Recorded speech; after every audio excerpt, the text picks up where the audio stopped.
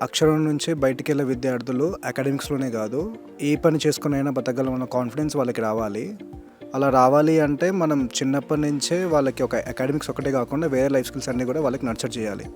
So, దాంట్లో అక్షరం ఏం చేస్తుంది అంటే చిన్నప్పటి నుంచే పిల్లలకి అకాడమిక్స్‌తో పాటు వేరియస్ లైఫ్ స్కిల్స్‌ని, ఇప్పుడు డే టు డే లైఫ్‌లో అవసరపడే లైఫ్ స్కిల్స్‌ని చిన్నప్పటి నుంచే నర్చర్ చేస్తుంది. అంటే అందరూ అకాడమిక్స్‌లో మంచిగా ఉండరు. దాన్నే ఒక లైఫ్ గోల్ లాగా లేదంటే బ్రెడ్ అండ్ బటర్ లాగా చూస్ చేసుకోరు.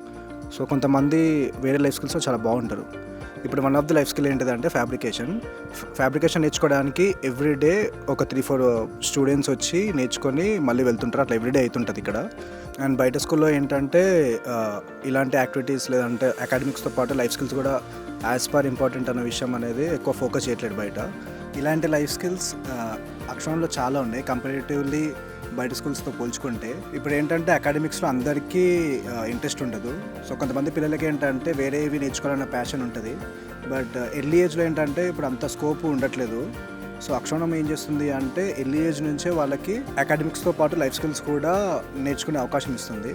సో దట్ వాళ్ళు అక్షరం నుంచి బయటకు వెళ్ళేటప్పుడు ఏ పనైనా చేసే బతకాలన్న కాన్ఫిడెన్స్ వాళ్ళకు ఉంటుంది.